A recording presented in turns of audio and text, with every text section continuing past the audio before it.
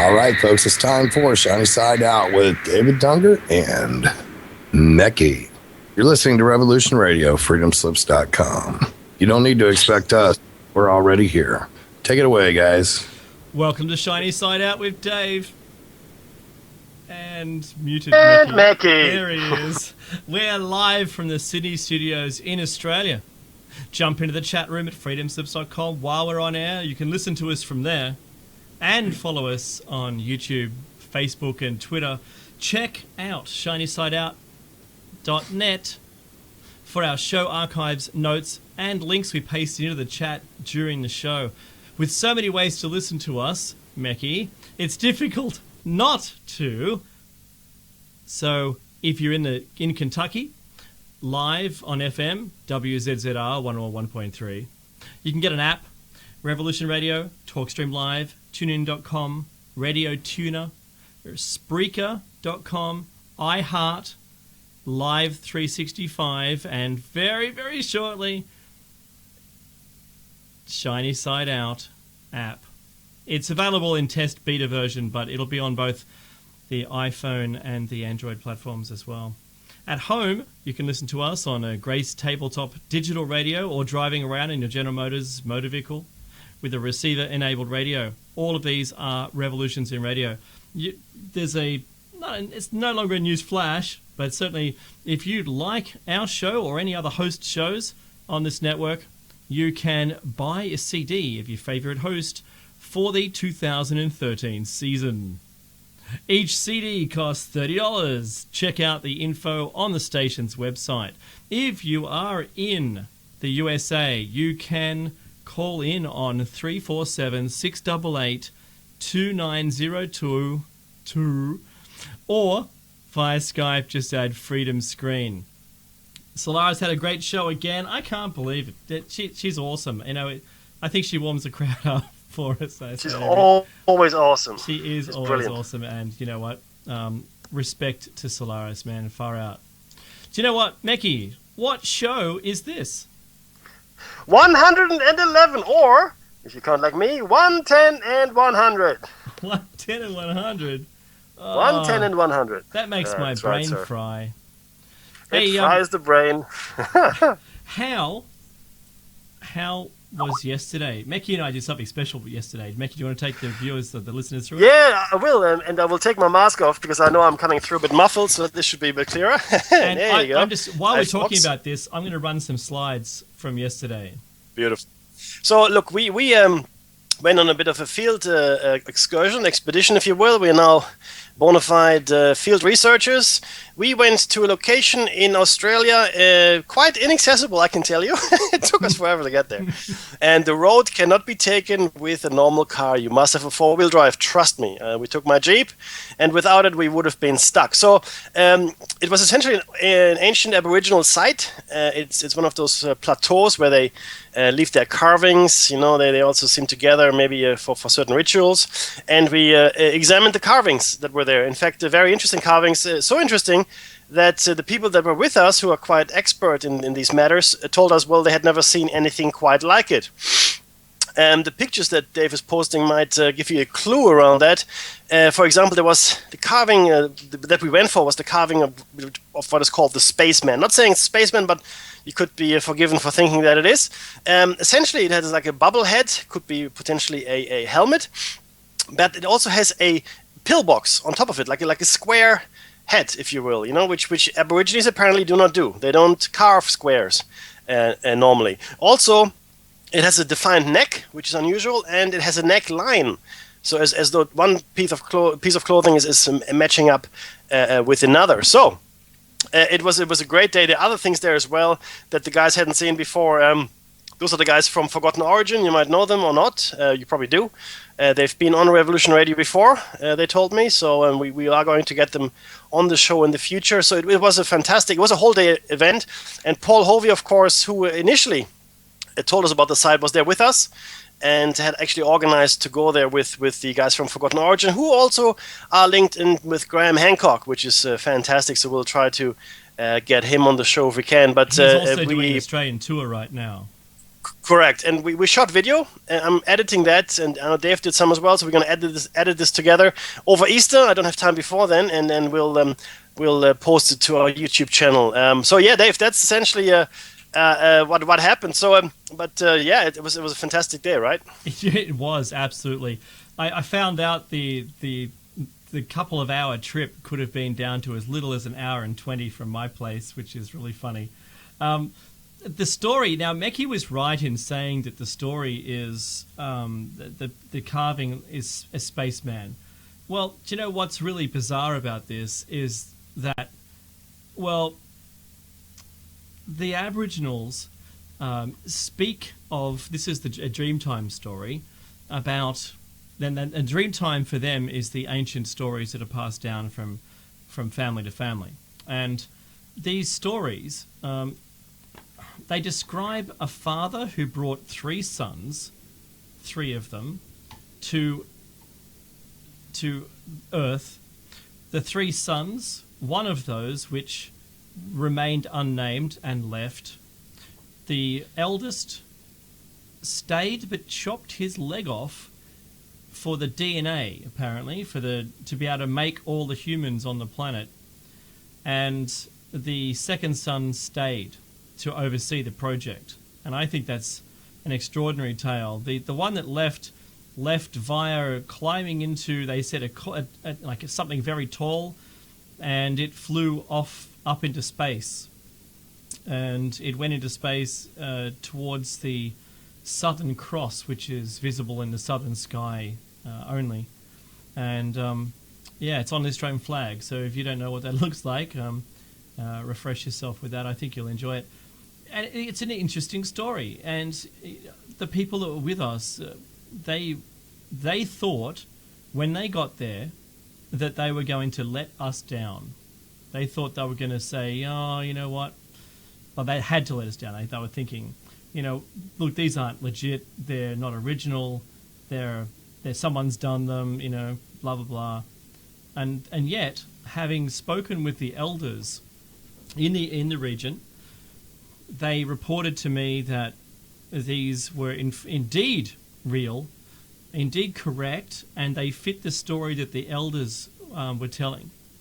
And that's what I've mentioned already. So the name of the father was Biami, and the others I can't remember offhand. I did write down the entire story, and I've yet to translate my sketches, which I thought what we might do is just put it in line, just make it, to tell the story in line with the images that we're showing. But I have to tell you that the plateau is such an interesting plateau. It looks like it's the Terrigal Formation stone, but it's slightly curved down. It's at around about roughly the same height as all the other plateaus, so there's nothing unique about the plateau itself except for, because it's made of rock, there are very few trees on the top of it. From that plateau you can see caves and everything in the very near, I can't call them mountains, they're hills. We climbed, I think we went up about 100 meters, but we had to get 7 or maybe 13 kilometers from the nearest road on 4-wheel drive tracks, which they split off in all different directions all along the way, and it's only the right track gets it to the right place, and it was extraordinary, a very difficult mission to get there. We did get there. The fellow that we were with, Hovey, as mentioned before, he'd been there as a child. He went there just last year and found it again, which was remarkable, and then we managed to bring him this year. He was our tour guide to get us there in the right spot. the other people that travelled for some distance and local researchers in the field, it is a really it's not just, it's almost a spiritual experience to stand there knowing that there's signs all the way from the valley that they carve in. They carve circles, small circles, and if you line the circles up, you go in that direction, you'll head towards something. And certainly it was certainly a place that they that would have been just fantastic. I mean, you wouldn't have dragged food up there and eaten it. It would have been a place that you visited occasionally for maybe some kind of ceremony or something. But I've got I can't say a close relationship with the native people of Australia, but in the same token, I think that I'd like to think that I'd be welcome in such a place. When I got there, I said thank you within myself to the local owners of the land, and that name escapes me. I had written it down for being able to let me be there. Whilst I wasn't granted exact permission, and it is a national park, I still feel it's very special indeed to do that. Be there. They're the traditional owners of the land, so why not thank them? I mean, it goes without saying. Do you know, Meki's just had to step out of the room for a sec, and today marks, I think, offhand, I think this is roughly within about a week or so, roughly the 2-year anniversary of us having our very first guest, a special guest, and we've kept in contact for almost ever since. And like I did the first time, I'd like to read some of the bio, and it can be a little guessing game until I get Meki back on board. Okay, you ready? So this was back on show 7. If anyone's looking at our website, you know who it is straight away. He is a producer, director, and composer, discoverer of the rods phenomenon. I think that's pretty much a big giveaway. Producer, director, Jose Escamilla. We have him with us today. He's been editing film and video for over 20 years. I think it's at least 22 years now over that since we saw him last. And video productions in release nationwide include, I think it was LA Gang Violence, a documentary about LA gangs, and Donnie, the Educational Dinosaur, a cartoon series starring Ruth Buzzy. Wow, I remember that. So welcome aboard. Jose, are you with us? David, it's good to be back. It's good to be back. Can you hear me good? Yes, I can. Yeah, that brought back memories. Donnie, the Educational Dinosaur, it's Ruth Buzzy, who's a real good friend of mine. She did the first episode, and it's about a little dinosaur that comes into being. It's actually a parrot called Donnie, but this Professor Stevens is a scientist that's messing with this video camera computer, and he turns, what he does is it turns today's pets into what their dinosaur ancestors look like. So this little dinosaur comes into being, and his dinosaur memory comes back, and he goes on this trek to find his way home. And the episodes were done by Ruth Buzzy, Richard Mole, Dr. Joyce Brothers, God bless her, she passed recently, Mel Carter, Tom Brenda Bosley? Bacaro. Yeah, they all did these episodes. They were episodes that we had on a show called Radio Oz, AAHS. And believe it or not, Donnie had his own fan club of kids. Now, this was back in 1990 when this series was on the radio show. And today, these kids are grown up. They're young adults now. So wow. I'm going to reach out to them sometime soon. But those were some of the early things that I was doing before I got involved in the UFO phenomenon. I've been into UFOs. I've had sightings since I was a kid, but as far as making films about UFOs, the reason I got involved was because I had a major sighting at Midway, New Mexico, just right outside of Roswell. And I was the first person to ever film UFOs over Midway and Roswell area in broad daylight back on March 5th, 1994. It was the first sightings that we had. Me and my family have a ranch just outside of Roswell, New Mexico, 9 miles south. And the air base that used to be there, the 509th Air Squadron that bombed Hiroshima and Nagasaki, we used to see the B-52 bombers.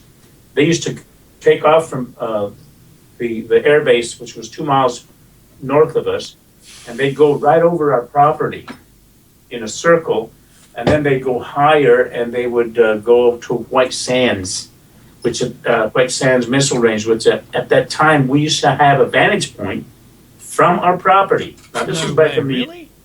Yeah, we used to be able to see them until they built the new freeway, the highway, the new 285 highway. But up until about the 1969 or 1970, we used to be able to see these B-52s go over there and drop bombs at the White Sands. We used to see the mushroom clouds and everything. They weren't atomic bombs, but they were bombs. They were dropping Yeah.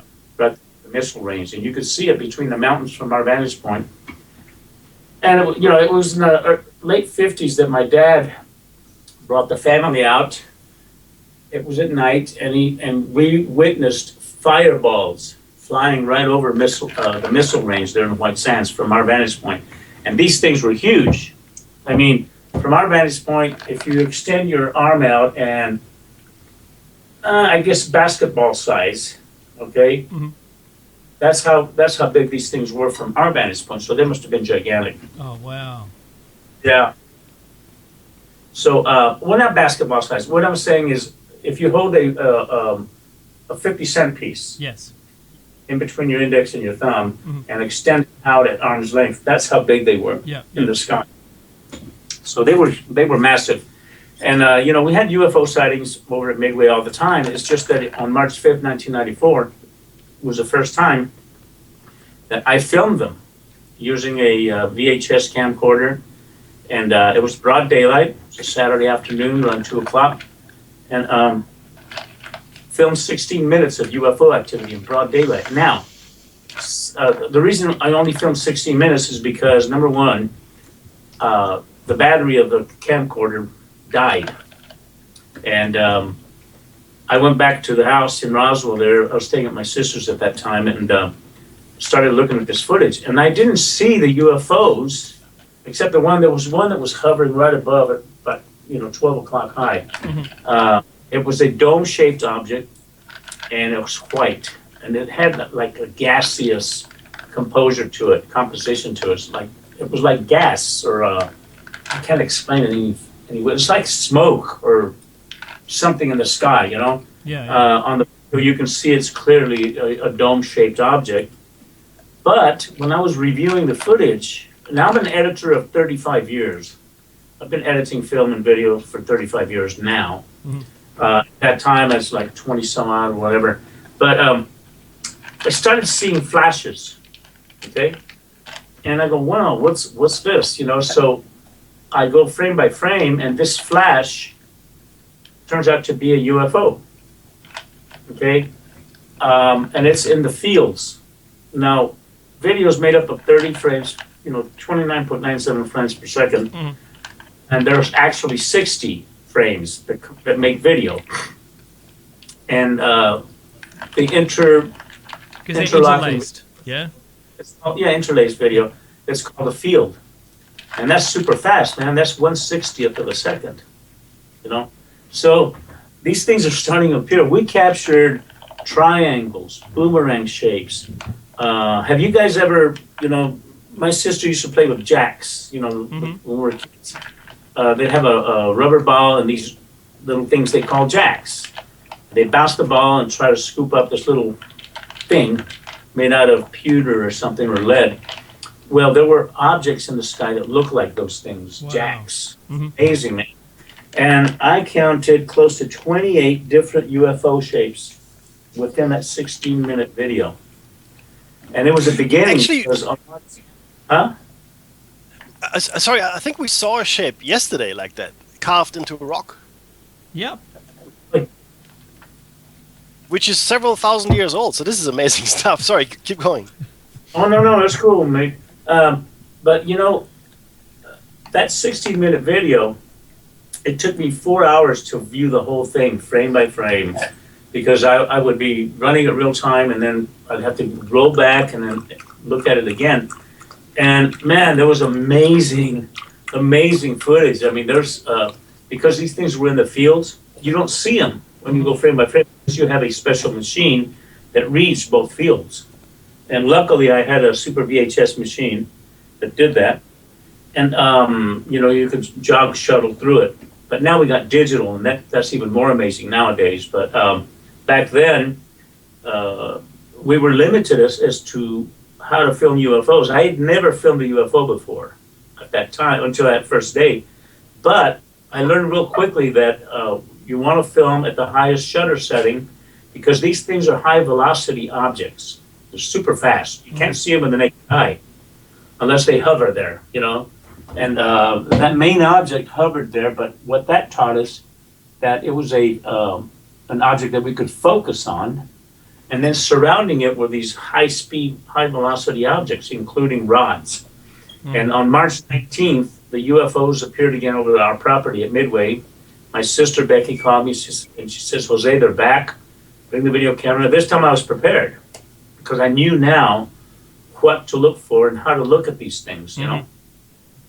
And I went out there, and March 19th, 1994, that was when I discovered the rods phenomenon for real. I mean, I had filmed it on March 5th, but I had no idea what these things were or how to approach these. You know, at first I thought they were insects or birds. And you can verbalize that. In the original footage of the Midway sightings, you can hear me say, "That's a bug, that's a bird, that's an insect," you know, because that's the first impression you get from these things. But the fact that we were filming at a high shutter setting, which eliminates birds and insects and dragonflies as blur objects, you can see them clearly. You can see the bird's beak and the eye and the little legs and everything else as it flies by when you go frame by frame, when you shoot at the highest shutter setting. The same thing with insects. The same thing with dragonflies. You can clearly see what they are. The rods at that high shutter setting were something else. They were like flying snakes. So we studied the rods phenomenon till December 25th. December 25th of 1994 was the first time I went public with the rods. I was on a TV show. And I asked people that were spending Christmas to go out and film in their backyards, you know, film about an hour or so and see if rods are in their areas. And I started getting videos from all over the country of rods that they were filming and UFOs. So what has carried on since then, I mean, now it's gone on, March 19, close to 20 years since the discovery of the rods. We finally have, the technology has finally advanced far enough to where we've had filmings of rods from all over the world in high-speed cameras, high-definition cameras. I mean, we have footage of rods on IMAX movie film. Wow. Yeah, and that's clear, man, clear image. We have a rod that was shot at 2,000 frames per second during filming of a music video, and they were using the Red Cam, which is a high-end 4K resolution really? camera. Yeah, and this rod flies right through the scene fast, but it's still a rod. I mean, at 2,000 frames per second, you can stop a bullet, and you can clearly see a bullet, you know. Yeah. Same thing with the rods. I mean, look, that's exactly the key thing that the detractors keep saying. Oh, no, it's just an insect or something moving at high speed, la la la. If you do this frame by frame analysis like that, that explanation goes out the window, right? Well, yeah, and what's cool is that they have birds flying by, they have dragonflies and insects flying by at 2,000 frames per second, and guess what? They appear as they really are. They appear like insects. It would look like a still image of an insect. Yep. Yeah, you can see the insects frame by frame. Just That's like I right. said, you can stop a bullet. Yeah. And now we have rods, and the rods, guess what, are the rods, man. And so I've got a new movie that I'm producing. It's called They Live in the Sky. This is going to be the final installment on the rods phenomenon. Awesome. And it's going to kick butt, man. I mean, Awesome. people, when they see this film, it's going to close the door and open the door of a paradigm shift, because we're proving that there is an unknown entity among us, that it could be a living being, or it could be a some other kind of a thing, but we're proving that it exists. Okay, where before people said, "Oh, that's just an insect." You know, guess what? It's not an insect. Here's what an insect looks like, filmed at 2,000 frames. Here's what a bird looks like, and you can see the clarity because this was shot in 4K. Man, that's like super duper high definition. Without That's a the doubt. best right now. You can't get any better. That's the best. Can't get any better than that. And the clarity is just impeccable. And this rod is fast, man. It even flies fast at 2,000 frames per second. So, and it's definitively a rod. There's no doubt about it. The debunkers and the detractors and all that, they're going to eat crow now, because once they see this, they can explain it away, you know? And then I have another friend of mine that has been filming rods in Washington, D.C., and he has some of the most amazing stuff. They Live in the Skies is going to be the definitive rods footage. Oh, this thing that you're showing right now, the Egyptian statue thing, Yeah, yeah. that's from a video that I'm doing. It's a follow-up on Celestial, but you can see Egyptian statues there on the surface of the moon that are 6 miles high. What we'll do when we get to that, I've actually got I can pause and do almost a full screen for you, right? So we can talk about each image one by one. Yes, That'd be yes, great. okay. Yeah. So I was going to say, your career is so filled with this stuff, and I remember what we did when we asked you. We asked you, what was a turning point, and you mentioned that filming them for the first time was a turning point, and we love. But Meki and I have we fell into you by Moon Rising, the UFO, the greatest story ever denied. We fell into your work with that, and then you always go backwards in time. You look at the back catalogue of stuff, of work, and read about you, and I think that, to me, because I have a great connection with the UFO phenomenon, I do nothing but research it, and I try and connect all the dots as I can. That one really it did a lot for me. It said a lot to me, and it spoke to me. Yeah. One of my favorite movies, man. Mm-hmm. I mean, the reason I made Moon Rising in the first place was because I had finished UFO: The Greatest Story Denied Part 1.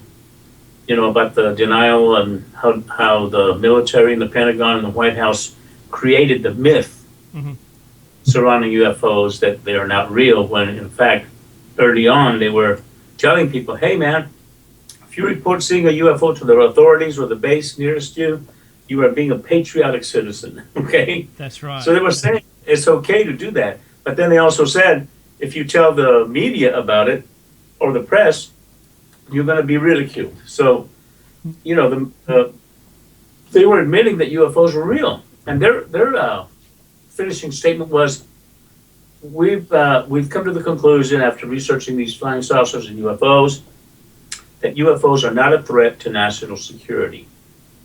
Okay? They never said they were not real. They just said they're not a threat. So they were admitting UFOs are there, and they're not a threat to national security. However, they after the Battle of Los Angeles, where this UFO hovered right over Culver City, California, for 3.5 hours, and they shot at it, we went to war in our country. I mean, people have to realize this object, which was 500 feet in diameter and 5,000 feet up in the air, hovered over Culver City, California, which is close to Beverly Hills and Santa Monica, and they fired on it, man. We went to battle with it. It never fired back at us, thank God, because I'm sure it would have annihilated anything we had, but we shot. We went to war against this. There you have a photograph that was taken by the LA Times reporter of the event. And this is the hills that you see. There's an area called the Baldwin Hills, and this object is 5,000 feet up in the air. These searchlights were trained on it, and what you see those white little dots around it. Those are actual anti-air flak cannon. Yeah, that's right. Fire, yeah. So this went down for 3.5 hours, man, and this was 11 weeks after Pearl Harbor. So that puts it right about what, February 25th, is it? Yeah, February 25th, 1942. Yeah. At 2:25 in the morning, and what happened was the military the next day.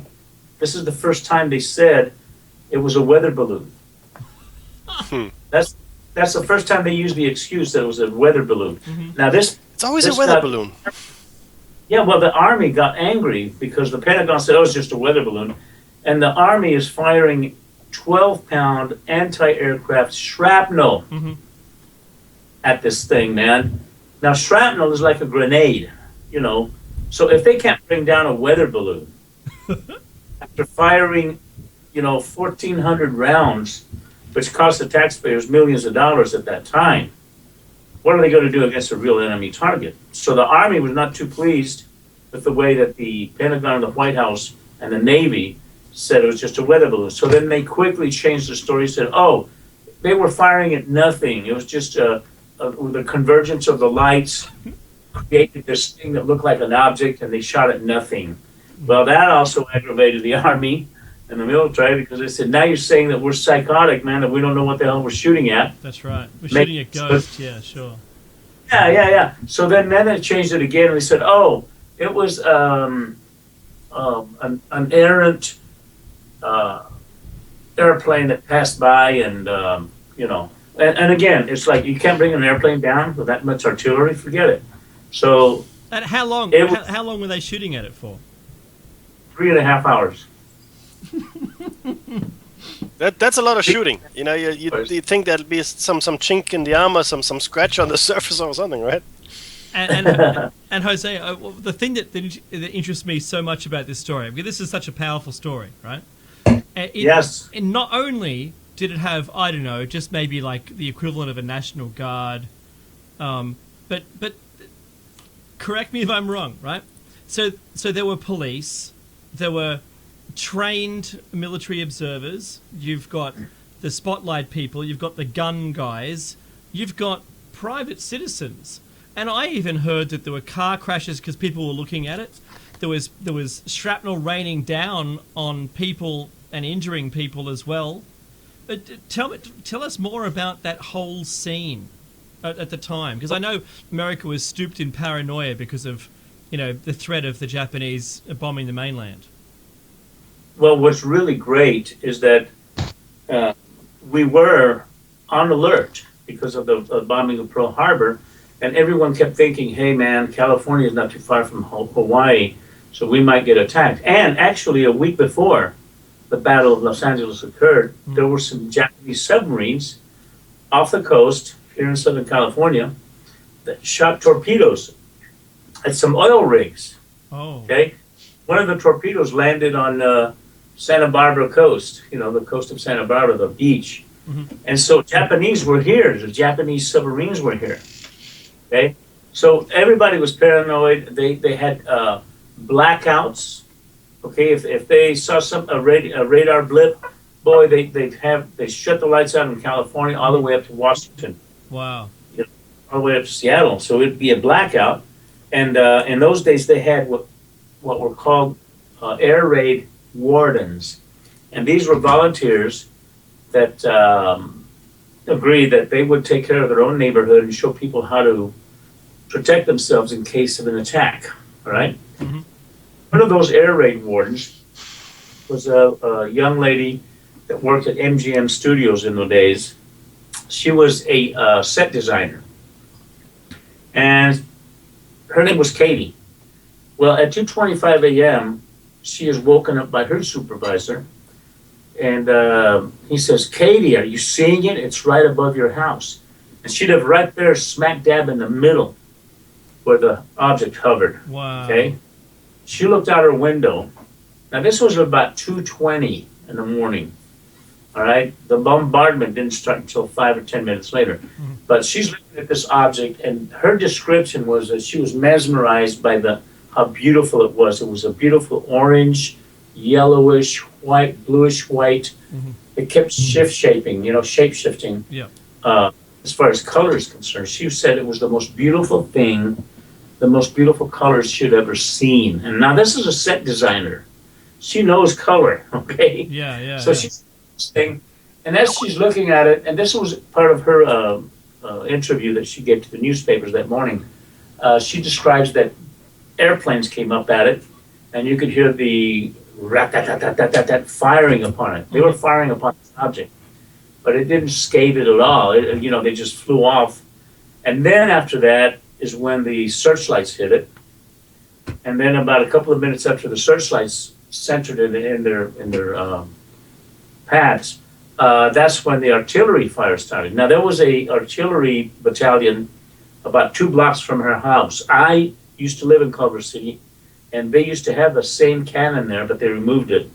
But it's there, right off Culver City Boulevard. And the barrage started. And the shrapnel rained down, because they had direct hits on it. Yep. But the shrapnel rained down on her neighborhood. Yeah, that's right. Yep. It caused a lot of damage. A lot of roofs were on fire, and cars got exploded, and all that kind of stuff. And then the object started moving southwardly, real slowly. I mean, here it is under a barrage of an attack, and then we're throwing everything we have at it, man. Okay, there's machine gun fire, 50, 60 millimeter, whatever. I don't know the size of the machine caliber, guns. yeah, but certainly anti-aircraft, yep. They were hitting it, and they were exploding near it, and everywhere this object went, the shrapnel rained down and created a path of fire. I mean, buildings caught fire, a lot of houses and things. And so it went down Inglewood, it went down the coast of Hermosa Beach and all the way to San Pedro, then it got fired upon over there. And then it went to Seal Beach, and then it zips back right over Culver City. Now, this is within the space of 3.5 hours. Okay. So this thing was not in no rush to get out of there. It was slowly hovering and traveling. And I bet we weren't making a dent in it. Yeah, there was... Not a bit. Not a bit at all. Shields So up, Yeah, it got heavily bombarded, and then it finally just slowly took off. It's like, hey, you can't hurt me. So it slowly took off over the Pacific Ocean and disappeared, never to be seen again. However, at the same time that this object was being fired on, there were other things called mystery planes that were boomerang shaped Wow. similar to what Kenneth Arnold described in July 1947, the first time that he made a connotation of flying saucers or flying discs. Yep. These were planes, and there were like 20 to 30 mystery planes at a time that were seen. One policeman that was in Beverly Hills, he described them as silver mystery planes coming out of a dark cloud. Wow. This was at night, he was seeing it, but he could see a dark cloud that these things emerged from. Right? And there were 3 of them brought down. 3 of these mystery planes were brought down. One in Long Beach, and one in San Clemente Island, and one in San Angeles Forest. The Army Air Corps gathered up the San Angeles Forest and also the one in Long Beach, and they found and they captured 3 aliens that were 9 feet tall.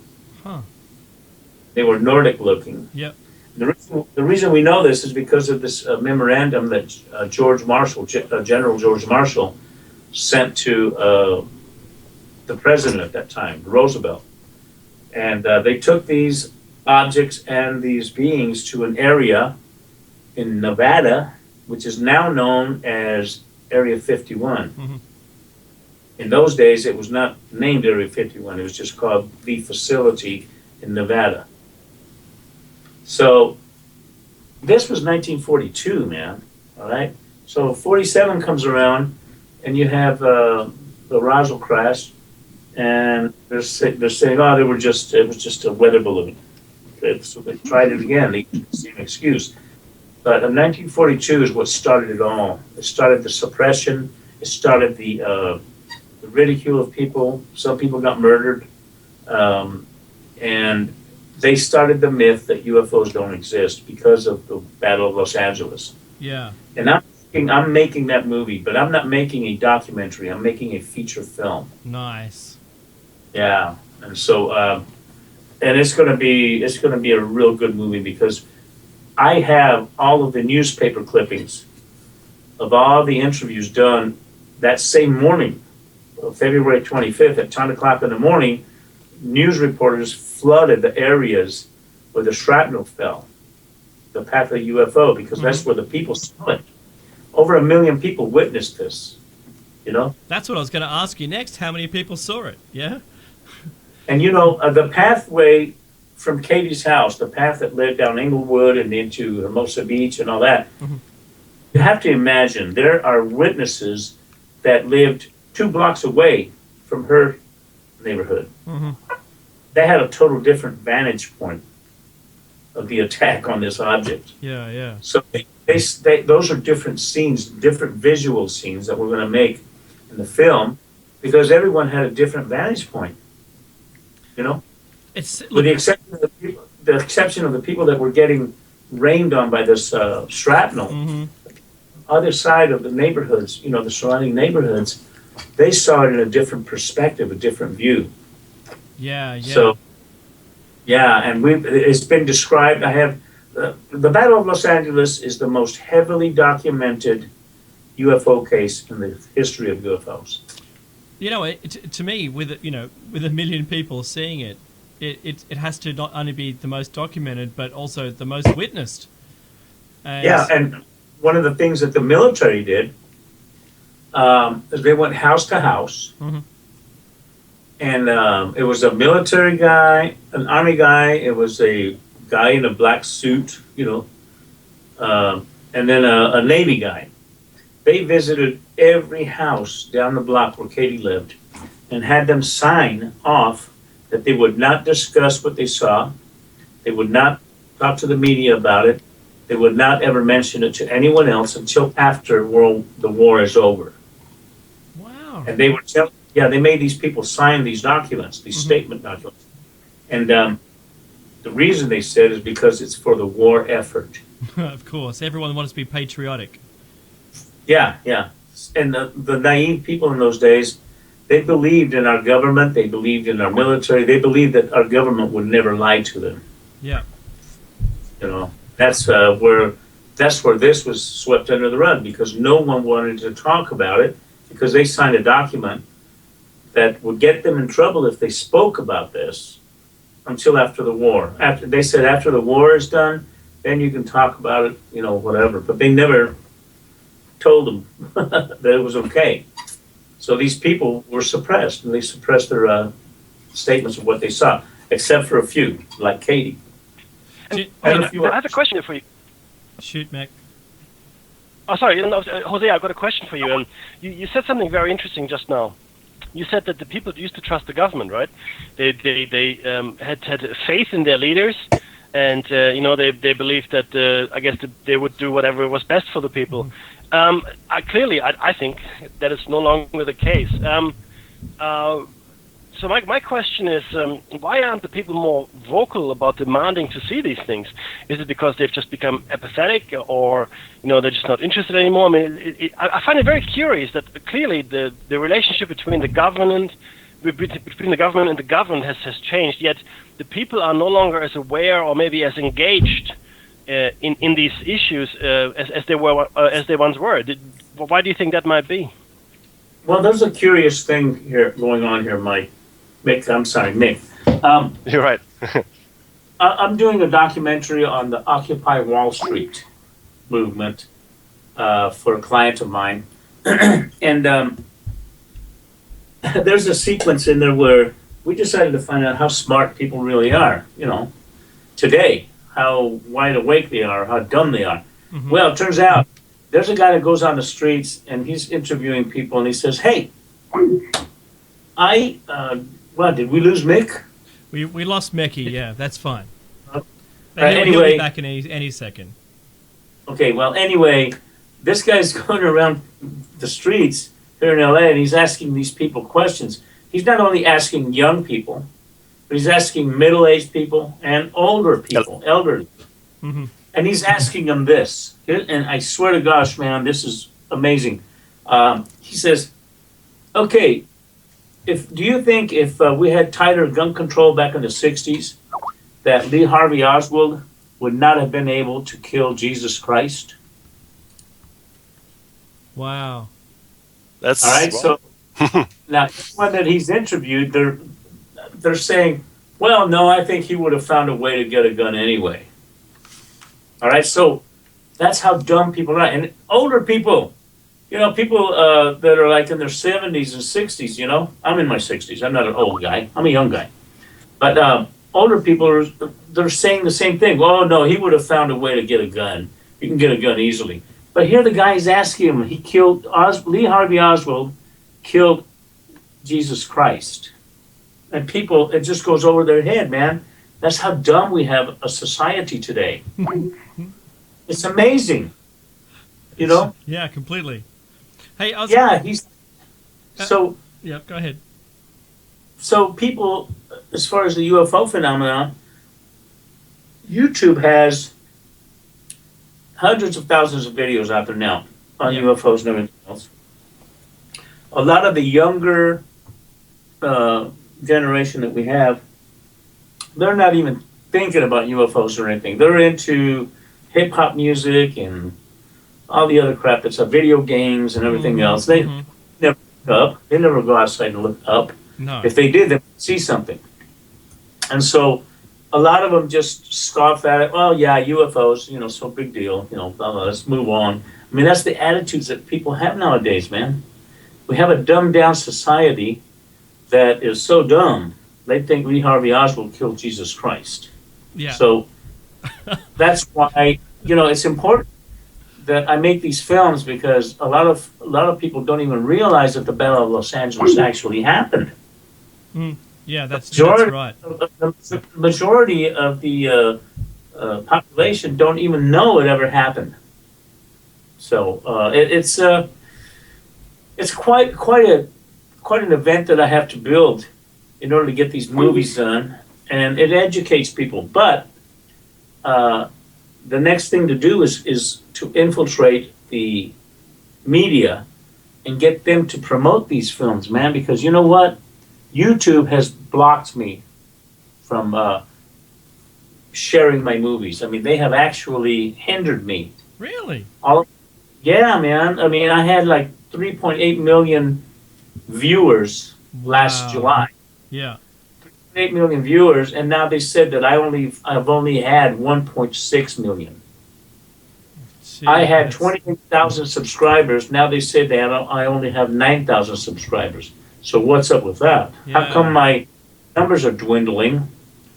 And they should be going up, because how do you explain that?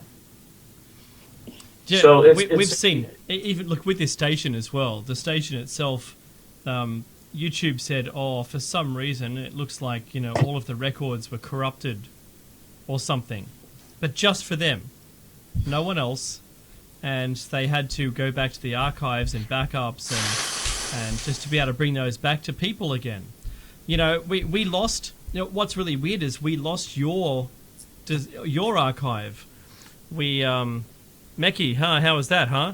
We it was on YouTube. The next thing, it was gone. Yeah. That's exactly what happened. They've been suppressing me for the last since 2007. Well, since I've got this one, I'm going to keep uploading it. If they take it off, I'm going to put it back again. There's a lot of people now having backup channels, so that you have your primary channel, and if you have something a little controversial, put it on the backup one, so you don't lose all your primary stuff. Yeah. Right. And it really annoys me, because there's this imagine if you had that monetized and the ads were being played and you'd earned a certain amount of money. The moment they take you offline, that's all gone. Well, a lot of my video clips I haven't monetized, Yeah. but you know what? They've, I don't know why, but my views have been dwindled so much that I'm not, I haven't gotten a check from Google for 2 years. Oh, And I know, yeah. I know one video at least had like 250,000 views. What they do is they pay you like 38 cents per 1,000 views. Mm-hmm. So 200,000 views times, times 38 cents per 1,000. I don't know what that comes out to, a few $100s. They don't even have the courtesy to send me a check for that stuff, Yeah, man. that's just not right. Do you know, there's videos out there with, 20 million views and it's just got a bunch of cats jumping into boxes. Yeah. There's got to be something in that. Here's what I don't get. I released Moonrising in 2009. Had advertising on it. Mm-hmm. Okay. And I think the most views I got on Moonrising on YouTube, my channel, was close to 20,000 views. Wow, okay. Now, there's some bootleggers out there that took my Moonrising film, put it on their channel, and they've got like 2 or 3 million views. Yeah. So what's up with that, man? And they're charging advertising. And this is not just one guy. I mean, we're talking about 100 different web channels that have used my movie, and they're getting millions of hits, whereas I'm only getting, a couple of 100,000, man. Yeah, that's so what's just rotten. That picture? Yeah, I know. Do you know what? what? How does that happen? It's the same title, okay? Mm-hmm. Same content. So I think I'm being blocked by YouTube intentionally. Yeah, it does seem that way. I had on one of my YouTube clips, I had a little bit of music. It was like 4 seconds of music inside an advert that was played on the station. 4 seconds, and the station owner was in fact indeed the guy that owned the copyright to it. So the station owner's own music was in the ad, and yet they told me I couldn't monetize the entire 2-hour show because that 4 seconds. And I said, well, I don't really have a complaint about it. So I just pulled my video down, edited out the 4 seconds, and popped it back up again. But I thought, gee, that's a bit steep. It's only 4 seconds. And I think the 4-second allowance rule, it's not really playing the actual thing, and it's not really part of it. It was only background. But they've gotten really tight on everything now, and they run every single video clip. It's just, I get where they're coming from because no one really pays royalties to anyone. But if it was 4 seconds of 2 hours, surely I could tick a tick box saying, okay, of the 0.02 cents that I got for that one video, I'll give 0.00001 cent view money back to the owner of that music. Why not? Well, I've purchased licenses from my films. Mm-hmm. An example, Celestial, the movie Celestial. I paid $3,800 for that license, and all the music that's in that movie is paid for, man. I got the permission to use that music in my film. Yeah. Well, guess what? When I put Celestial on YouTube with advertising, they said, we cannot monetize this because of third-party copyright infringement. I go, I sent you the license agreement. I have permission to use all this music. Yeah. And so they finally allowed me to put my movie up there and get advertising on it. And then they haven't paid me a penny since then. So what can I tell you? Yeah, well, it's we just have to have better venues where we can present our film. That's why my website tblnfilms.com. I have my own movie rentals, and you can see them there because awesome. YouTube ain't going to do it. Yeah. I've just joined, Jose. Sorry, Becky. I've just joined a UFO group here, and I'd be happy to point them all in your direction because I think you're a valued member of our society, bringing stuff to the forefront. Yeah, and I think everyone really needs to see it. Look, we've only got like 4 minutes before the top of the hour, and on the other side of the break, I want to really focus on more of let's excite people's, like the color of the moon, celestial stuff on the other side, and let's get everyone involved in how awesome it could be to be part of what you're doing. So Yeah, I agree. 100%. That'd be good. So, Yes, Mecky, sorry to cut you off. Go ahead. No. I was going to say I want to dedicate a show to the ROTS phenomenon because I've been doing a lot of research on that now, and I think the Monster Quest series, as well as the History Channel and so forth, have treated the subject unfairly, and I think people are left in the dark as to what the phenomenon really is. And I agree with you, Jose, as far as YouTube is concerned. I think we need other competing platforms, so these things can't happen. It is really now become a very commercialized entity, and as soon as that happens, all the soul goes out of it. Mm-hmm. Exactly, and I have a few things that I'm planning to do that's going to rock their world too, man. Because you know what, we the people are the strongest, man. We have more numbers out there that are represent, what we want. I mean, YouTube is not allowing people to show what is going on. Yeah. I mean, we have to get our own venue together, and I have a plan on how to do that, but I'm going to develop it, and we'll see what happens. But I can't wait to show you guys the stuff about the moon, man. I mean, the moon. Here's another thing: people look at the moon every day, every night. It's right there, but they don't care. They don't realize that moon has structures on it. There are possibly people living there, and then it's not black and white. It's a full color orb. So I've got a few things. I'm going to send you a couple of pictures that I want you to put up now. And when we got on the moon thing, because I'm making available my total archives on the moon. Wow. So there's hundreds of. Yeah. Oh, cool. That is cool. And I'm doing this because I want to raise money to make my movies. It costs money to make these films, and the crowdfunding works sometimes it doesn't. But at least if I can sell my products, I'll be able to compensate and fund my own movies, man. But we're in trouble, man. We need to get movies out there and get them made, and your show needs to be put out there ridiculously all over the man. I hear you. Really. Now, anything I can do, I will. It's interesting that you say that, because Paul Hovey, who's a friend of the show and came with us yesterday, is in fact in contact with movie makers themselves. He's making movies, so I don't know if it could be a bit of cross-fertilization. I'm going to talk to Hovey and put you in touch with him, but I went to the studios yesterday after I dropped him home, and they've got a great setup. So I think maybe there could be some kind of synergy. So anything is possible, I guess. Absolutely, man. Like minds think the same, man. That's it. And I love you guys. Well, I'm gonna say we sure do.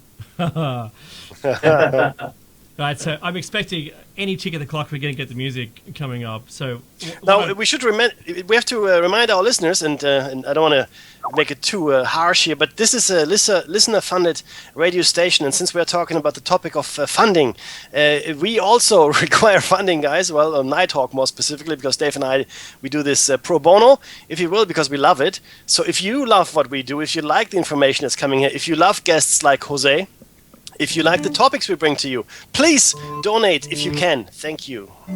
Absolutely. And we'll see you on the other side of the break. Use the time to donate.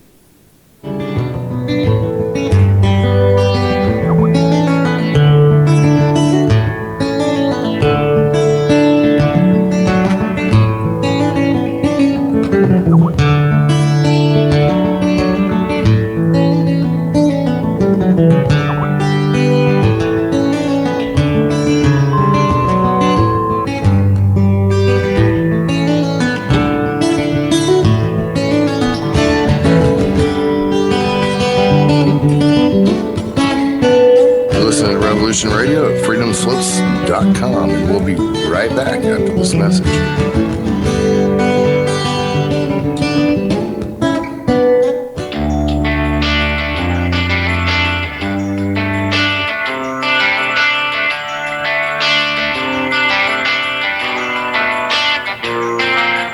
This is Thomas, a.k.a. a Mad Painter. I'd like you to join me Monday nights, 10 p.m. Eastern Standard Time for Open Canvas. Don't forget to bring an open mind. Yes, folks, that's right. Bring an open mind to an open canvas. Again, that is Monday nights, 10 p.m. Eastern. UFOs to government corruption. This is Revolution Radio, freedomslips.com. You don't need to expect us. We're already here.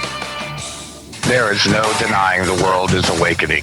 We see it in the global uprisings and demonstrations of the people around the planet and the new way of thinking and living that is arising naturally within each one of us and our communities. I have been a major player in this global shift and movement for over 20 years and have helped tens of thousands of people around the world change their lives and find their voice in order to help create the paradigm change we so desperately need. Join me here at Revolution Radio on the Just Bernard Show every Tuesday at noon Eastern Time for 2 hours of powerful interviews and discussion with some of the most influential visionaries of consciousness, alternative media, and suppressed knowledge. We promise to reveal the real matrix and empower your human experience.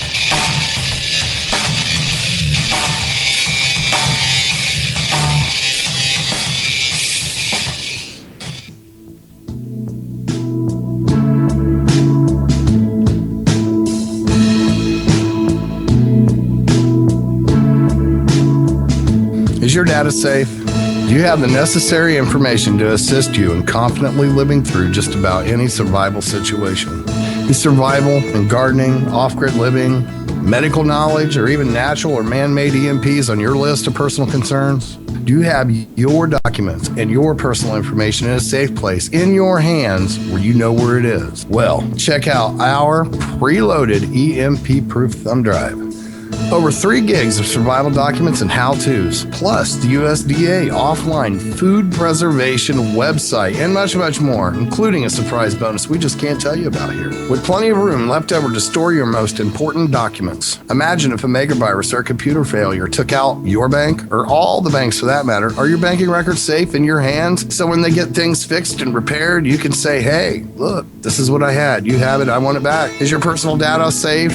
Family records, addresses, phone numbers? Well, squeeze on over to freedomslips.com. Yes, that's www.freedomslips.com. Click the banner on the homepage for the EMP-proof bullet drive to get the full scoop of everything that we offer. So, folks, keep your data safe for your peace of mind. Revolution Radio, freedomslips.com. You don't need to expect us. We're already here.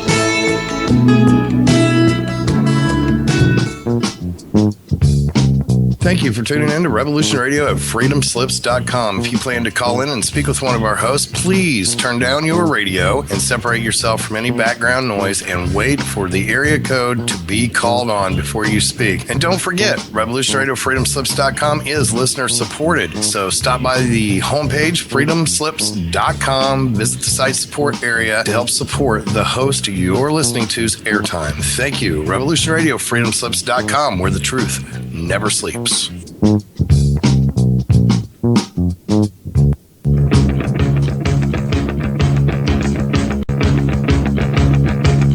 Revolution Radio.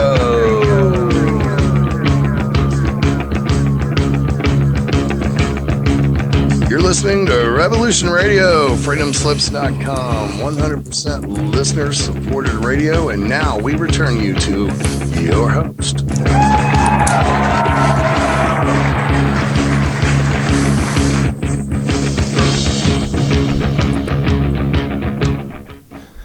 And you're back with Dave and Mackie's Shiny Side Out on freedomslips.com.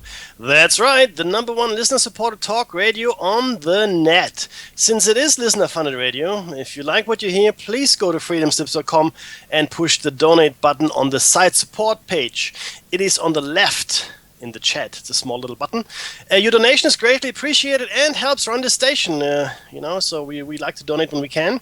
And we also like to say hello to any new listeners we might have today. We know the numbers are growing. It's encouraging, so thank you very much for being on board with us. We are halfway through show number 110 and 100, or if you count the old-fashioned way, 111. And we have got Jose Escamilla with us. That's right, a special guest. And let's jump right into it, Dave. Yeah, absolutely. You're right. So, Jose. Yes. Yes, sir. From the other side of the break, what I wanted to talk about, certainly on this side, and we've got a whole hour, so let's not skip anything on this one. Your feature Celestial was amazing, and I loved it. Yeah, and from what I understand, everyone that I've ever pointed towards it has said to me, I didn't know the moon had color. And I said, well, who did? Because we've only trusted, and I love the word trusted, NASA, on this. Tell us how this whole thing started. How did you get to this? Well, I was just like everyone else in the world. I believed in NASA, and that we went to the moon, and that the moon is nothing but a black and white rock with moon dust and craters. I mean, that's what I've been taught for the last 40 some odd years, that since I was a kid, since we went to the moon. So I was making the film Moonrising, and in there, I don't know if you remember, but there's a scene where we leave Earth and we fly to the moon. Yep. Now that was a scene that I wanted to make, but I didn't want to zoom into a moon photo. I wanted to put it in 3D CGI, like a real movie type effect, Yeah. So I contacted people that worked on Star Trek and Battlestar Galactica and Deep Space Nine.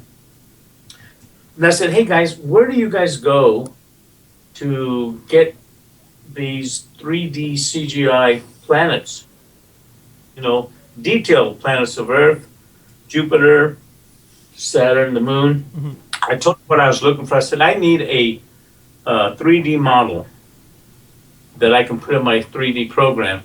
Now, I'm not talking, the colored glasses. I'm talking a 3D CGI program, that Spielberg and them used to make dinosaurs, that kind of 3D. Yeah. Computer. So I said, all right, I'm looking for a replica of the moon. They said, go to mapaplanet.org. I go, okay, mapaplanet.org. All the guys that I talked to, the special effects guys, they said, Map a Planet, man, that's it. So I go to mapaplanet.org, and I come to find out that it's a United States Geological Survey website.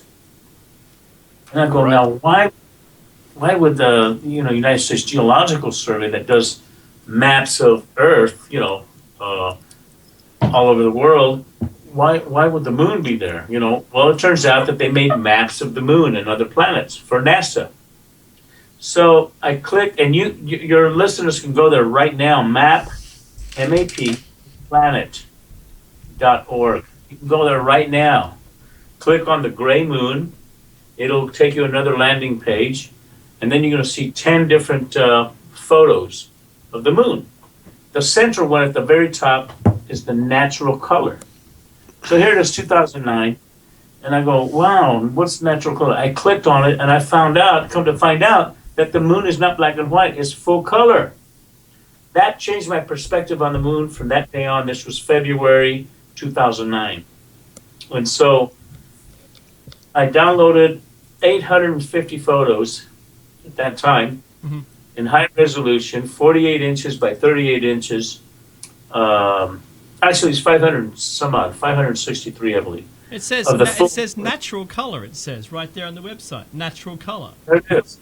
Yeah, see, natural color. You click on there, and it'll take you to the natural color of the moon. Mm-hmm. This is topography photography taken by the Clementine mission in 1994, and the Clementine mission shot 1.8 million digital photographs.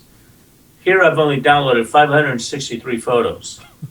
Now see that map there, that full color map? That's the whole moon's surface. That when you take that and you take it into your 3D program and wrap it around a sphere, then you've got a detailed map of the moon. All right? Yeah, that makes sense. So it's a skin. Yeah, it's a skin. Yeah, this is like, it's like taxidermy, man. This is the skin, the layout of the moon's surface. Yeah. And so I downloaded the whole moon's surface, the whole map. Oh.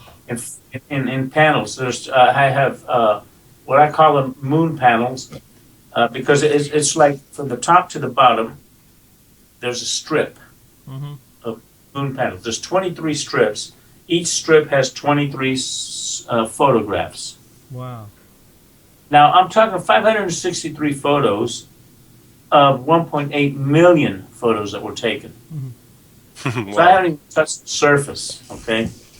But in the 563 photos that I've downloaded, I have found anomalies. I've found statues, I've found domes with vegetation inside, I've found statues that are 6 miles high, I found towers. I found an 8-mile high tower on the far side of the moon. I mean, I've found a lot of stuff on this. So your listeners can go there right now and start downloading their own visuals of the moon. However, ever since Moon Rising came out and I showed this full color photography, NASA went in there and damaged a lot of the photography that showed these structures and things. Now you cannot see the structures because they've been tampered with. Oh, The okay. color photos that you can now download are overexposed or underexposed, and you can see details. But I managed to download them before NASA tampered with them. Yep. Okay? And it's because of my movie, Moon Rising, that they tampered with it to keep the public stupid. You can't show them anything, right? That's their attitude. You can't show the people anything. Yeah, well, I've got the archive that has everything that was there before NASA tampered with it. Okay, and they tampered with it probably around June or July of 2009. But I had already downloaded the stuff. So, Jose, just before you continue, I remember when we talked about this, I had a flashback to like 2 years ago when we talked about this. And I remember you saying that what you'd originally done was taken the black and white, because you didn't know the color existed, right? You took the black and white photos of the moon and tried to colorize them using the same shades and what they represented.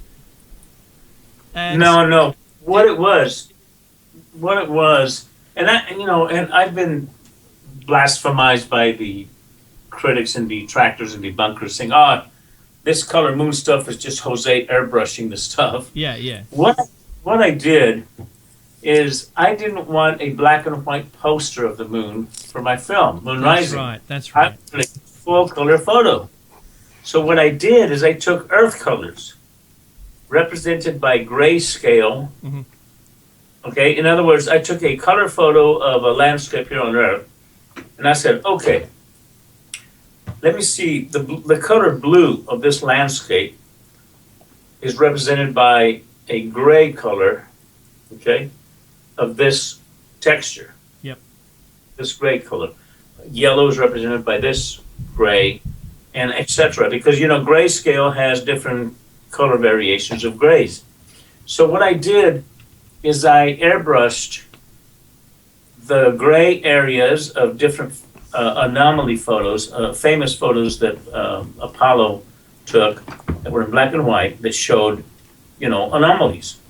And I came out with some really cool looking full color photography of the moon's surface, not knowing that a couple of months later I was going to discover that the moon is full color anyway. All right? Yeah. So a lot of people said, this is just Escamilla. When I'm showing the full color photography, they're saying, man, he airbrushed the stuff. It's not really color, it's black and white, which is not true. So I shouldn't ever have made those posters of the moon in full color just for my own use as a full color photo for my posters. But it turns out the moon is full color. So that kind of ends that stupidity. Oh, it said no. The point was, I think, like 2 years ago, you told me that when you were just trying to make the color one, you sent it to them saying, do you have, or you sent it to someone, and they said, how did you know the moon was in color? How did you get this image or whatever? Yeah. No, it was. I had presented it in the film. Yeah. They said, well, how do you know the moon is that color when it's black? They were trying to debunk it and everything else. Oh, but right. Yeah, okay. yeah, once I found out that Map of Planet .org existed and the full color natural photography is there, that noise, you know. And when I did Celestial, I took it a step further because Celestial is the first film that focuses on the full color photography of the moon. That's it. And that film is just a rock and roll movie, man. I'm doing an addendum to that. It's going to be a half-hour film. Yep. It's going to be called Celestial 2, the addendum. Because when I released Celestial, I found other things, other anomalies that I hadn't noticed before. And so I'm making a half-hour, maybe 40-minute show pretty soon. Cool.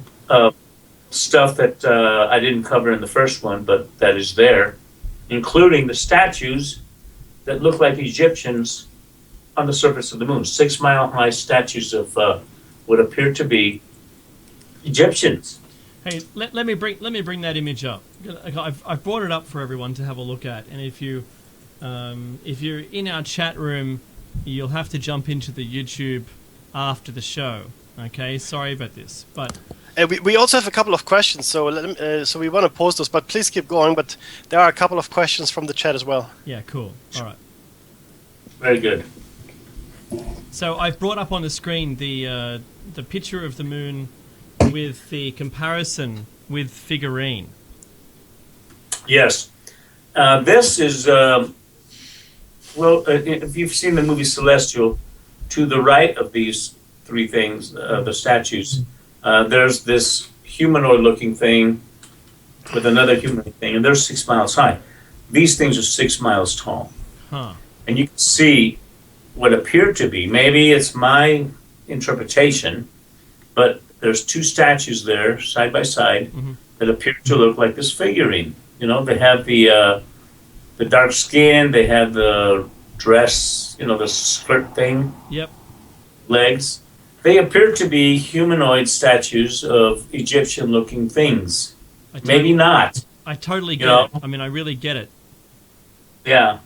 So the opening of the addendum film on Celestial is I'm going to focus on this, and I'm going to present different variations of this shot. And believe me, when you start looking at this stuff, you go, you know, I think the hoser has something significant here. You know? I think, and that, you know, the other thing, too, that you need to notice is that turquoise-looking ball thing to the side, to the left. There appears to be some kind of machinery going on there. Really guys, if you want to strange. see any of this, you have to dial into our live stream. Okay, so this is really important stuff if you want to have a look at it. Yeah. So I'll paste it. I think I can still paste it. I'm not sure if I can. Hang on. Paste it again, please. Yeah. Yeah. Hang on. I think I pasted it in our chat. I'll because do that. because what Jose is describing here, you really have to actually see to fully appreciate. Now, this is where radio just falls short of the experience. Yeah, so not if we just didn't have enough time to put these images onto our website. So at the moment, if you're in the chat room, you can click on our link, and that'll take you to the live stream. All right. So, you know, it doesn't. I don't think anything really surprises me anymore. I've seen, you know, I've seen a lot of people talking about, you know, there being structures outside of the towers. Possibly the reason why they went to the moon in the first place, because they, not just to get there, but to actually look for, you know, signs of a pre-civilization or what have you. Because we know that where they landed on the moon had something like 1,700 references going back to the first, just before the first telescope, of crossings of light across the moon at that location.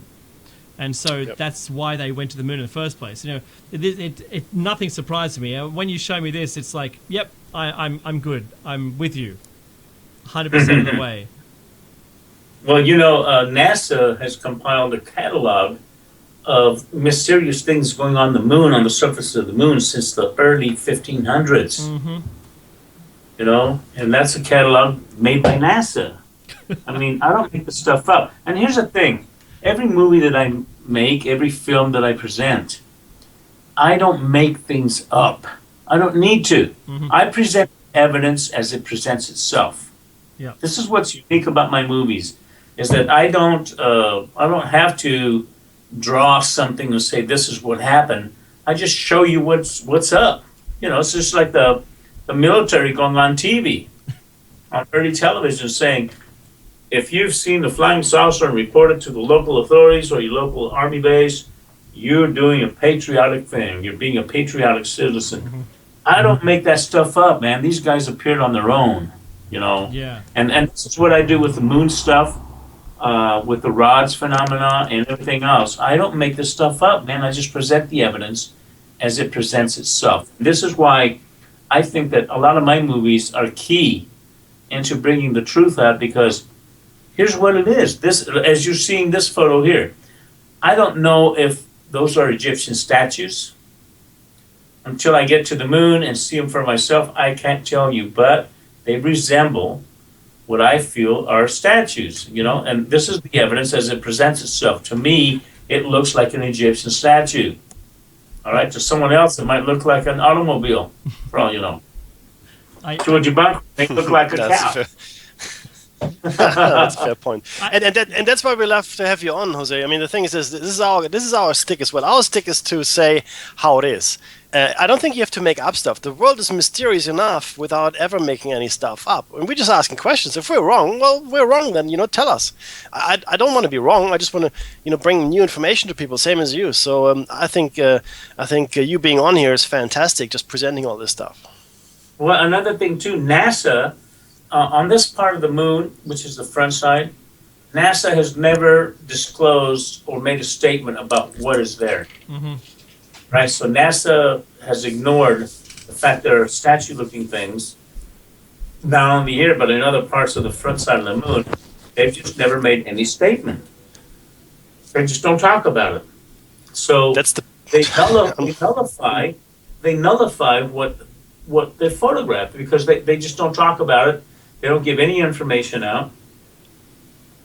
And just like on the far side of the moon, the Lobachevsky crater.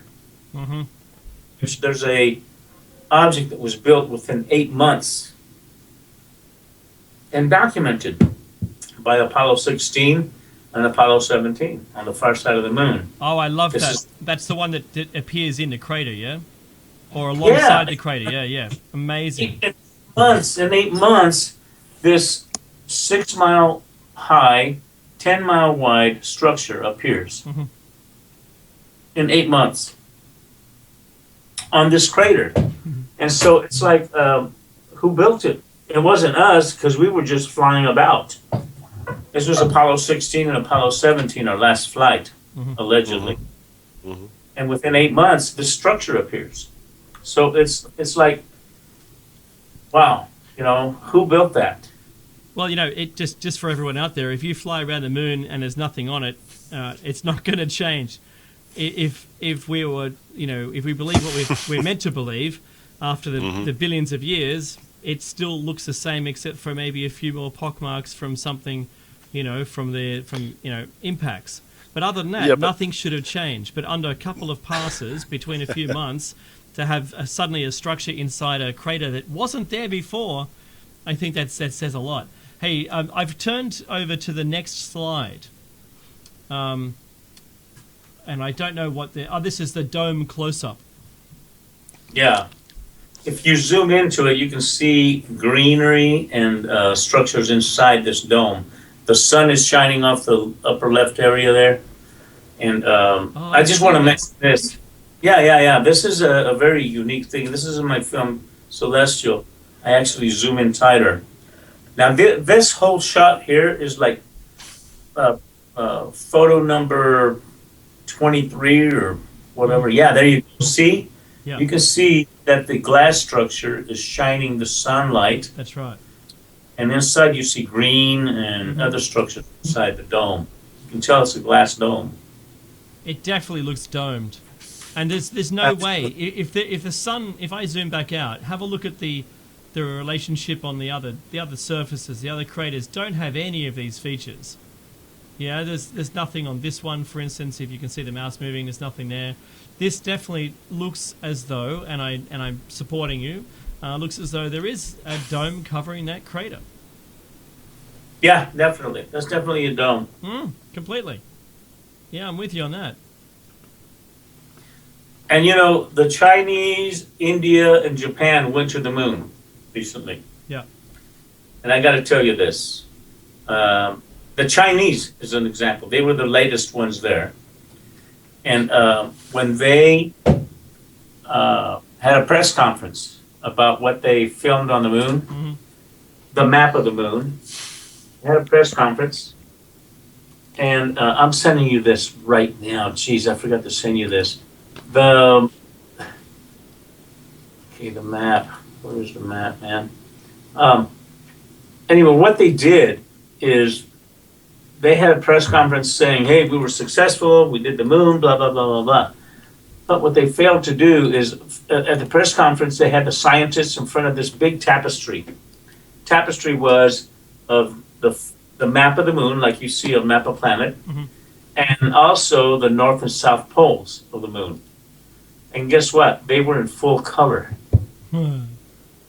Okay? I just love that. I'll send it to you right now. Well, while you're doing that, I remember Thank you. I remember seeing the rovers, the Chinese rovers' first images as it rolled off the platform. Yes. Yes. And I was shocked immediately to see that they were, that they had color in their shot. And one of those things that gets me was, all of the NASA photos from those Hasselblad cameras with the set focus, all were in marvelous focus, looked fantastic, and for some reason now some of those photos are in IMAX size resolutions from an old Hasselblad. Yeah. I mean, they're perfect. I reckon the only way they could have done that is by flown back up there and taken them, because there's no way. We talked about before, the Van Allen belts and radiation and having all of this, problematic stuff going on. But just to know that they had a Hasselblad bolted to their chest, which they couldn't look through the viewfinder and they couldn't focus, and yet were able to get these amazing photographs, or, we're told that they were from those cameras, is just something else. We know they were doctored, right? Absolutely, man. And NASA has doctored 98% of all the Apollo photography. Oh. And that's from my research, man, because when I was doing Moon Rising, I looked at each and every photo on the Apollo archives, dude. I spent a lot of time. Okay, labor intensive, because I wanted to see what's up. Yeah. And I found out 98% has been That's a career. That's a career for someone, isn't it? I mean, that's full-time employment. It's like if I was being paid $10 an hour to do that, I'd be a multimillionaire. I spent a lot of time, man, since 2002 to 2009. I spent a lot of time archiving and studying this stuff. See this? Yeah. What was released to the public the very next day was a black and white composite of those. No. Not full. Yeah. Wow, that's amazing. I can see, so he's standing right next to it. I'll zoom in as much as possible, knowing that this isn't the best resolution of this shot we could get, but look at that. That's unbelievable. Yeah. This is a proud moment for China, right? Yeah, and I've never been able to see any of the photography. Yeah. But here it is. That's the full color moon, man. That's awesome. Yeah. And what was released in the newspapers the very next day is a black and white version of this. Okay, so what does that tell you? It tells me this cover-up about the moon being in color is global. Absolutely, man. But they screwed up. They screwed up, man. One day. It's good to catch them out. I have this conference on video now, which I'm going to include at the opening of Celestial Addendum. Yep. It shows them flashing off, and then it shows them showing the thing. But here's another thing, too. India was there. Japan was there. Japan, the JAXA photography made by Japan is totally fake, man. The moon surface and the camera moving over the moon, that's all fake. Yeah. I can tell you that. I can guarantee you, man. I'm a film editor, man. I can tell you what's up.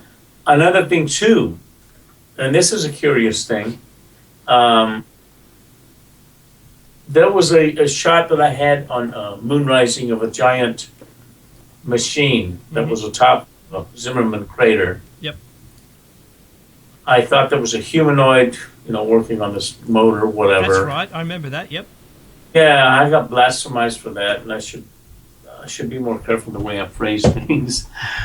But Zimmerman crater is an interesting thing because they've kept that out of the journals, and they never. And there was a whole website that the U.S. Navy had that used to be able to have people go to that particular area and see that blurred image of what was a machine. But after moon rising, they took that website down and put up another website called version 2.0. And in doing so, they have doctored everything and erased everything. And so now people that go to 2.0 cannot see that structure that was there. Oh. So rising, you can blame me and moon rising for keeping stuff from the public. What can I tell you? But I've archived it in my films. I've archived it in my films, and you can see what they've done. Yeah. Blatantly, they've erased a lot of things. It's not the first time. There's been a lot of people that have said, here's the original that I just found as a YouTube channel video. Here's the original I found. Have a look. This is the picture. I'll type it in. They type it in. Go to an old version of NASA's website, which is captured on the internet, and look, they've changed the image. They're busted. Yeah. They're busted doing this all the time. But I'm making a movie called UFOs from Outer Space, which is UFO: The Greatest Story Ever Denied, Part 3, UFOs from Outer Space. And in it, I have photography and footage taken by NASA during the early supersonic flights of the X-15 aircraft. Oh, wow. In the 1950s. The X-15 project was, they were getting pilots to fly in supersonic speed. Before they were going to put them in space, they wanted to see how they would be able to fly at X amount of miles per hour supersonic speed, the X-15, and they had cameras on it. Well, a lot of the pilots that were in the X-15 flights in those days also went on in Life magazine and other magazines and told that we were not only testing to fly, fast, but we were also out there to film UFOs. So I have footage. I have the only footage taken of UFOs by NASA during the X-15 flights from the 1950s. And this movie, UFOs from Outer Space, is all footage taken of UFOs by NASA in outer space. There's no footage at all taken of people, taken by people here on Earth of UFOs in the skies. This is all stuff filmed by NASA since 1950 to the present of UFOs in outer space coming towards us. It's an amazing film. It's the only movie. Sounds great. It's the only movie, guys, that's going to feature UFOs shot in space. Nothing like it in the world. Oh, that's fantastic. Mekki and I, a lot of people say it, but, Mekki and I love the expression that NASA stands for never a straight answer. Or need another 7 astronauts. That's horrible, isn't it? I'm too sorry. Soon. Yeah. Too soon, is it? Too soon. Yeah. Too soon. But it for us the movie Gravity, it was more about the real story of the last NASA flight rather than just some fantastical event that might have happened. We know that they do this. We know also that because they're military, there's no reason why they would tell us the truth in the first place. We can't think about them as being a public agency. The only thing they left out of that movie was the UFOs. Yeah, exactly. And I reckon they probably filmed that in there, but they took it out later on. Probably. But so I've moved over to is it the Ext close PC Raiders image? There's the 3 large craters, and a larger one, an older one, looks like in the middle image. Yeah. So I flicked over to that one. What's interesting about this one? Well, on the lower right corner, you see what appears to be a dome that's been cracked open. Ah, yeah. Let me put this into shot so everyone gets. Please to see do, it. please do. Yeah, that looks interesting, and we got some people watching now on the stream. This is really worth a stream watching. You can always, of course, watch it later when we post it to YouTube, guys. But now you get the live explanation, which might be more exciting, I think. Zoom into that sucker, man. Yeah. You'll see it in a second. There's a bit of delay. All right, cool. So here it is, and I can see it looks like the cut edge of a broken glass dome over. Yeah. Yeah.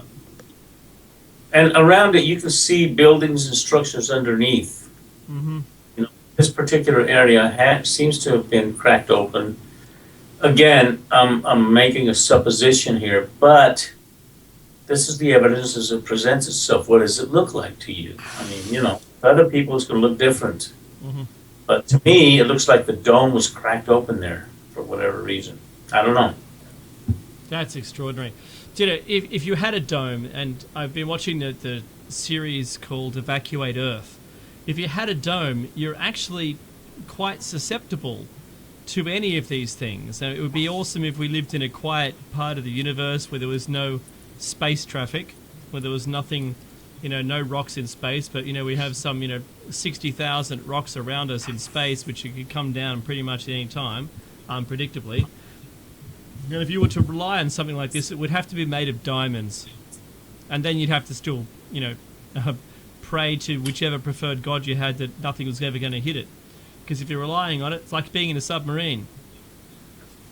It's only now, if you move, if you move over, no, actually, not true. Sorry. Hello. What's that? What's not true, Meki? Sorry, glass in outer space in vacuum has got the greater tensile strength than steel. Just to let you know. Okay, that's cool. So that's why glass is actually the perfect building material for the moon. Oh. And that's why we've seen glass towers. I don't know if you've seen the Hoagland's pictures, but they're massive glass towers as well, glass spires. And you ask, how can that be possible? Well, because glass tensile strength is actually stronger. Oh, wow, cool. All right. So which way should I move? Go the other way. Go to the left of this. Yep. Move to the right. I'll zoom out and then we'll get a better shot. Okay.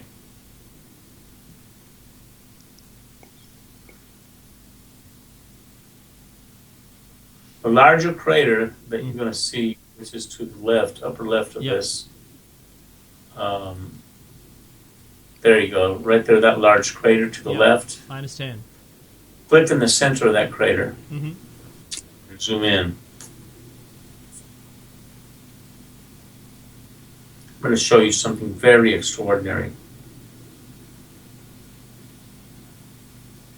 I don't know about you, but I'm looking at a pyramid. That's okay. Okay, scroll. Now, if you look, see where that bright light is? Mm-hmm. There appears to be a bright light. Yep. There's the upper top. Yep. Yeah, zoom in a little. Zoom into that bright light, just a little bit. You can see structures there, geometric structures. But to the left of that bright light, there's what appears to be a tower, and the number 2. See that bright light? Yep. Look to the left. There's appears to be a tower. Oh, I can see the 2. The number 2. Yeah, completely. All right. Now I guarantee you, this number 2 is not a geological landscape anomaly. Okay, that is the number 2, and it's on that tower. That's amazing. It is a clue Yeah. too. I've indicated it using a little whiteboard thing, but yes, it Yeah. absolutely it matches a font perfectly. I thought maybe it would be handwritten or something. No, that's extraordinary. Yeah, and this is in the middle of a crater. That crater is 67, I believe 67 kilometers or 92 kilometers. I can't remember. It's a huge crater, man. So this structure alone, it appears to be a tower that has the number 2 on it. Huh. Okay, so what the heck is that? Again, I am presenting the evidence as it presents itself. You know what I'm saying, guys? This is a crater that's on the front side of the moon that, for whatever reason, has this tower or object or whatever, but there's the number 2, man. That's definitely not a landscape type thing. I mean, this is a real deal, man. This is something that is Just to get perspective, I mean, we're talking about a crater on the moon with the number 2 on it. yeah. Now, it looks broken up there, but maybe that's just the way it is. I don't know. No, You know. it looks like the way that the military write a number 2 with the stencil, where they Yeah. spray paint through the stencil. Now, imagine this crater is 52 to 92 kilometers in diameter. That's a huge object right there. That is amazing. Yep. Yeah. Even zoomed out on this image, I can see it. It may not be visible on YouTube when we get to resolution, but I mean, I can definitely see that on the zoomed out image as well. I can see also, in this, there are, there are definitely like 90 degrees and 110 degree shapes, structures, and things all over this. We number our airport runways in a very similar fashion. Exactly. Yeah. So there's something going on there. And these things, these geometrical figures, like you're running down the edges of that, they're massive. They're huge. And this looks like a radar dome under a building, under a dome, a radar dome. Could be anything. Yeah. The thing is they're there, and you can tell that number 2 tower is straight up. It's not laying down. According to the landscape, the lay of the land, as they say. Yeah. It's an amazing thing. And that's on our moon. Right now. It's on the front side of the moon, too. It's not the back side. This is right there in front, man. Yeah. It's Wow. there right now, guys. How awesome is that? And what is going on in that area? What kind of activity can be going on there? And this was in 1994, though. Allegedly. Well, there'd be more there now. They Yeah. seem to be building more and more stuff on there. Well, that's Exactly. the thing, right? We just don't know. We just That's don't what's know. amazing about this stuff, man, is that we don't know. I really want to know. That's why we're doing this. I mean, I'm angry, not because of all the hidden agendas and then everybody wants to get rich. I get that and whatever. It's just because they're keeping us out. They're keeping us out of the loop. Come on, loop us in, please. We just want to know. We'll shut up if you tell us everything. I swear we'll shut up. Yeah, same here. Please show me. Plus, you have to figure, this one photo is one of 1.8 million full-color digital photographs. Yeah. Okay? I haven't even tipped the iceberg. This is just what's just been released to us. And in some cases, it's been tampered with, but can you imagine what they have? I mean, this photography was from 78 miles above the surface of the moon. Yeah. Okay? And because I downloaded these in the highest resolution at 48 inches by 38 inches, I was able to zoom into them with the camera in my special effects program. So I can only imagine what other photography they have that are like from 10 miles above the surface. Imagine the details you're going to see there. Absolutely. You know? Absolutely. Yeah. So I've only done films with what I have access to, you know, and discovering that the moon was full color blew me away. I will never ever admit that the moon is black and white. I don't care who you are. I challenge any, and the motto of my movie is, this is the film that challenges anyone to prove the moon is black and white. Yeah, you know, I think you're putting this out there. I don't think there's any way you could challenge it anymore.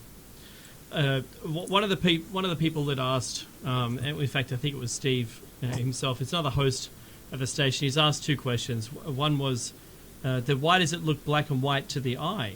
And immediately my argument is when you have enough, when it's the high, contrast is high enough, and this happens when you're skiing. If you go to a whiteout, colors tend to disappear on you. Yeah. So I know I've taken photos that the trees were brown, but when I take the photo, the camera itself isn't able to distinguish. The white balance is too high, and nothing seems to it all appears to be black and white. And that's the excuse that they use. But they used they definitely black and white edited those images because they the initial set anyway. But the other question that Steve had, and I'll direct this at you, Jose, if you like. Feel free to answer it. If you don't know, that's fine. But he asks if you think maybe that the 1942 stuff to do with the February 25th, 1942 over California was might have been Nazis. Because we know about the technology might have been pretty great, but I don't think they had the kind of technology myself that allowed them to have a shield, electric shield or something. There's a lot of mystery about the Nazis having this technology and dealing with aliens, and way back when. I think that was propaganda. Yep. And another thing too, this object that came in. George Marshall told the president, he says, we've come to the conclusion this is not a Nazi or Japanese aircraft. We feel this is interplanetary craft. Wow. And that's what stated. But see, here's the thing. How do we know? We will never know. If I was there, I would have been able to say, look, that's not a damn Nazi up there. Really, we weren't there. Yeah, that's right. All we go on is what has been written in the historical records, which are the news media, because they interviewed people that saw this thing. People from all walks of life, from different neighborhoods and everything else. There's over close to 1,000 newspaper clippings that I have, and each one is different. Each one explains the object in a different way, which is awesome because this was going to be in the opening of my movie. But here's another thing. He was asking about the color photography. One of the things that I noticed early on is that in black and white, what looks like moon dust or dirt, in full color, those are clouds over the surface of the moon. In black and white, we don't see the perspective as we do in color. Oh, yeah. Because we're used to seeing things in color. When we see things in black and white, we have no perspective, no depth of field of perception. So, I have photographs of from the Clementine mission of what appeared to be smoke or clouds or dirt on the moon in black and white. When you turn those into full color and you see the full color photography, those are clouds hovering above the surface of the moon. It's amazing, Well, that's also been referenced by astronomers looking at the moon, saying that they they've noted down clouds and things like that, and which they just took as being some anomaly, but they're Well, plus consistent. also, I want to give Steve this answer about how come we see the moon in black and white. Mhm.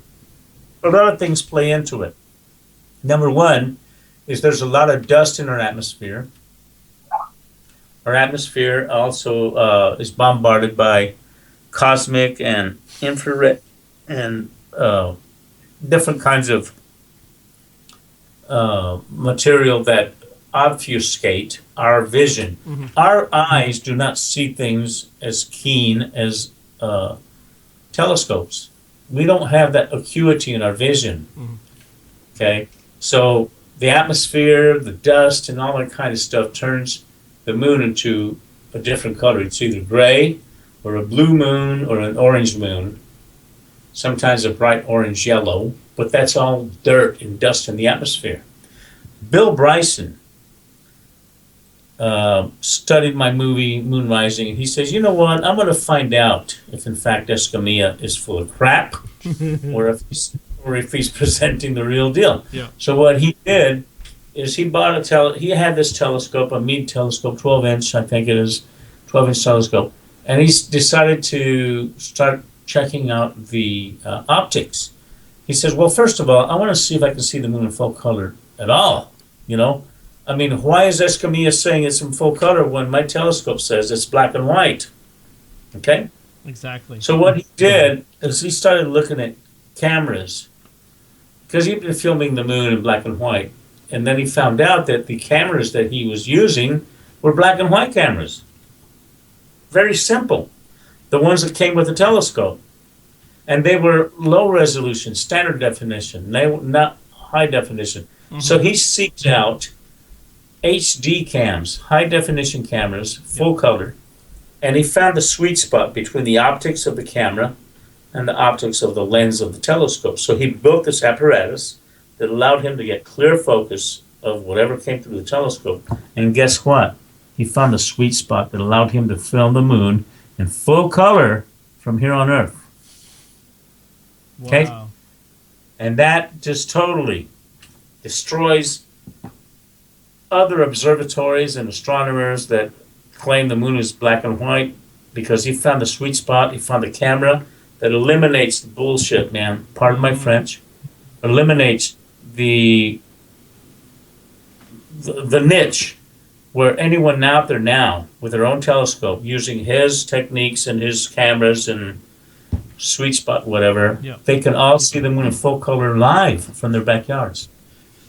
The secret is out. The Yeah. secret is out. And let's keep it out there. You know what I was going to say?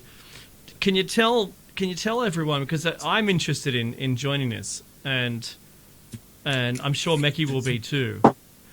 Yes, sir. How is it that I think we can all become a part of your new film? How will we go about doing something like that? And what is it called these days? Crowdfunding? Yeah, I have a webpage called tblnfilms.com, which is my website. People can see all my movies there by joining as a member. You can join as a free member. But I have an area called crowdfunding, where you can go in there and donate to the making of my movies. It costs money to make these films, just like it costs money to do your radio shows, and presentations. I'm willing to give 25% of everything I get from what you guys and your audience gives me. I'll put that back 25% towards your radio shows and your presentations, because you mean that much to me. Wow. I met you 2 years ago. Mhm. No, it's my pleasure, man. We need to survive in this business that we're in, the business of the truth. And I'm willing to do that, man. I mean, here's the way it works. If we don't do this for each other, no one will do it for us. NASA has been getting paid $80 billion a year to screw us and tattoo us. Yeah, and they do that, I'll tell you. If I had $80 billion this year to present my stuff on the moon, we'd be at the moon, damn it. That's right. we'd be there and we'd be presenting the public, the world public, the truth about what's on the surface of the moon and inside the moon, you know. But we don't have that luxury, you know. NASA got paid $80 billion a year for 44 years to lie to us. That's just not fair. It isn't, man. And, you know, we are, here we are seeking the truth, and us that are willing to give you the truth are being murdered financially. Mm-hmm. So, anyway. So how can people become a part of this? Go to tblnfilms.com and hit the crowdfunding thing, and you can contribute to any one of my films. The Battle of Los Angeles, They Live in the Skies, UFO, The Greatest Story Ever Denied 3, which is UFOs from Outer Space. And just go there and contribute, you know, $10, $10, $25, you know. Yep. If you have the wherewithal, donate 100, man. Come on, it takes money to make these films, you know. Can't do it for free anymore. Well, you heard it directly from Jose. Please get on board. He's an awesome guy. He's bringing the message out. Let's all become a part of it. I want to see some real evidence of that too. And we'll catch you next week for another Shiny Side Out with Dave. And Mackie, and guys, keep on trucking. And thank you, Jose, very much for coming on board. Hey, God bless you, man. I'm glad here on the 2-year anniversary of our first meet. Awesome.